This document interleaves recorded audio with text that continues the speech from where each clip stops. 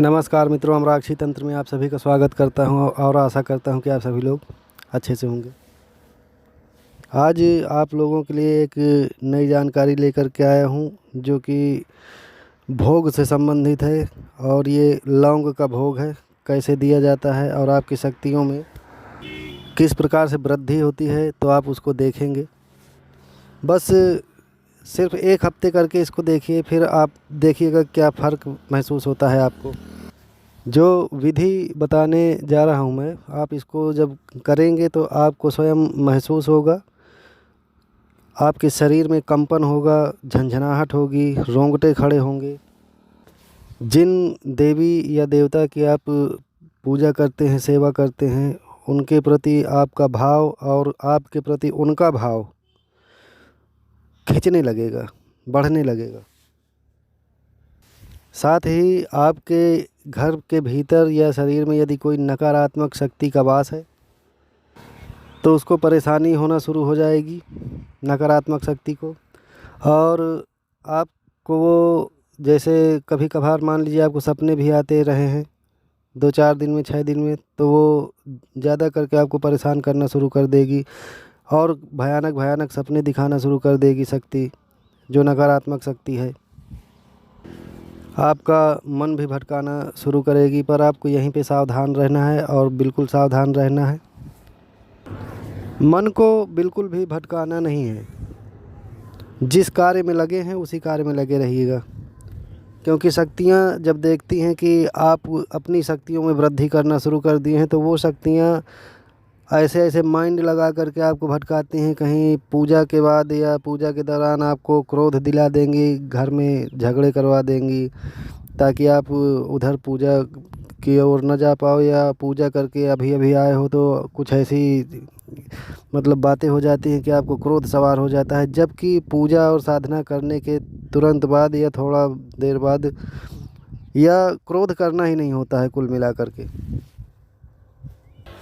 पिछली वीडियो में मैंने लौंग का हवन के बारे में बताया था। आज लौंग का भोग हम किस प्रकार से दे सकते हैं और किस प्रकार से देते हैं, और उस भोग को देने के बाद हमारे साथ क्या क्या होने लगता है, आज की वीडियो में आप यही जानेंगे। क्योंकि हर तंत्र मंत्र में, हर जादू टोने में लौंग का स्थान प्रथम है। कहीं भी कुछ भी करना होता है, झाड़ फूंक करना होता है तो भी लौंग चलती है। लौंग ही सबसे आगे आगे तंत्र में चलती है। इस जानकारी को देने से पहले एक छोटा सा निवेदन है आपसे कि अगर चैनल पर नए आए हैं तो चैनल को सब्सक्राइब कर लीजिए, बेल आइकन दबा लीजिए, ऑल पर क्लिक कर लीजिए, ताकि जितनी भी जानकारियाँ मैं डालूँ उसका नोटिफिकेशन सबसे पहले आप तक पहुँचे। जब भी आप पूजा करने के लिए मंदिर में या स्थान पे हाजिर होते हैं तो सबसे पहले आप दीपक तैयार कर लीजिए। सरसों का तेल का दीपक ज़्यादातर मैं जलाया करता हूँ। दीपक बढ़िया से बना लीजिए और दीपक प्रज्वलित करिए। धूप जलाइए। धूप के बाद या धूप से पहले जिन जिन देवी देवताओं को आप लौंग का भोग देना चाहते हैं, पहले उनको माइंड सेट कर लीजिए कि मुझे किनको किनको भोग देना है। उसके बाद 2 लौंग लीजिए हाथ में। जो दीपक आप जलाए हैं ज्योत, 2 लौंग को आप पकड़िए। लौंग कैसे पकड़ना है? अंगूठे से और मध्यमा उंगली से, जो आपके हाथ की बीच की उंगली है, अंगूठा और मध्यमा उंगली से 2 लौंग पकड़िए। और जो दीपक आपने जला रखा है उसी दीपक में आपको लौंग को कहाँ से जलाना है? जहाँ पर फूल है, फूल को जो है दीपक की लौ में दिखाना है, तो लौंग जो है पकड़ लेगी, जलने लगेगी। लेकिन उससे पहले आपको जो है जिस देवता का भोग दे रहे हैं तो 7 बार उनका मंत्र पढ़ करके 7 बार लौंग में फूंकना है। जैसे मान लीजिए आप कामाख्या माता को दे रहे हैं तो 2 लौंग अंगूठे से मध्यमा उंगली से पकड़कर फूल साइड में जोत से जलाना है, और जलते जलते ही माँ के फ़ोटो के सामने ले जाना है और बोलना है, हे माता ये लीजिए।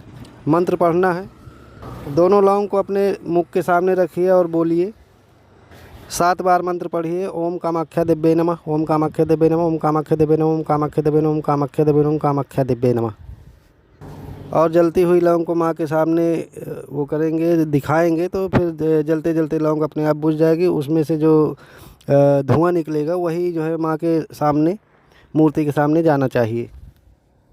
थोड़ा सा उनकी फ़ोटो के सामने दिखाने के बाद लौंग को उन्हीं के चरणों के पास में रख देना है। इसी प्रकार आपको लौंग का भोग देना है, जिनको जिनको भी देना है। जोत जलाने के बाद थोड़ा सा आप ये भी कर सकते हैं कि नेगेटिव एनर्जी आपके यहाँ बहुत ज़्यादा है जैसे, तो थोड़ा सा कपूर जो है रगड़ करके अंगूठे से और तर्जनी से और फोड़ करके उसमें जोत में जो है आपको थोड़ा सा कपूर छोड़ देना है। जैसे आपने जोत जलाया है सरसों के तेल से या घी से, जिसमें से भी, तो थोड़ा सा कपूर जो है छोड़ देना है।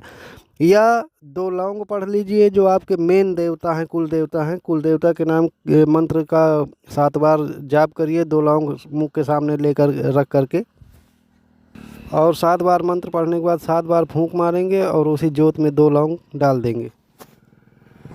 इतना आप अगर 1 हफ्ते तक करते हैं, अगरबत्ती फिर सुलगा दीजिए। इतना एक हफ्ते तक करिए। और यदि आपसे हो सकता है तो 11 माला का आप जाप कर लीजिए। जाप जैसे करेंगे तो आपके यहाँ एनर्जी, नेगेटिव एनर्जी जितनी भी होगी वो और भी ज़्यादा बेचैन होगी और भी ज़्यादा परेशान होना शुरू हो जाएगी। और यदि आप इस तरह से 1 हफ्ते, तो आपको जानकारी के लिए बोला, 1.25 महीना तक अगर इसको कर लेते हैं तो आपके यहाँ की जितनी भी नेगेटिव एनर्जी है वो सब एक एक करके भाग जाएगी।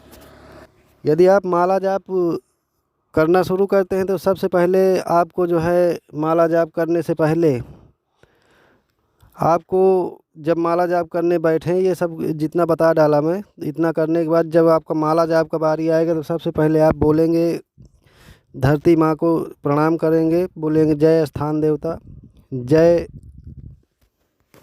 धरती माता। इतना कहकर आसन लगा लीजिए और बैठ जाइए। उसके बाद ओम गंगणपतये नमः का 1 माला जाप, 1 माला ओम श्री गुरुभ्यो नमः या ओम श्री गुरुवे नमः, और 1 माला जाप आपको करना है अपने इष्ट देवता का। जैसे मेरे इष्ट देवता महादेव हैं तो मैं नमः शिवाय का जाप करता हूँ 1 माले का। उसके बाद आपको जो 5 माला या 11 माला जिसका भी जाप करना है अपने कुल देवता का, आप उसका जाप करिए। कुल देवता का सबसे बेस्ट रहेगा। कुल देवता या कुल देवी माता का जो भी हैं आपके, तो आप उनके मंत्र का 11 माला या 5 माला प्रतिदिन जाप करिए। उसके बाद देखिएगा आपकी नेगेटिव एनर्जी जो है घर में या शरीर में कैसे बिलबिलाने लगेंगी।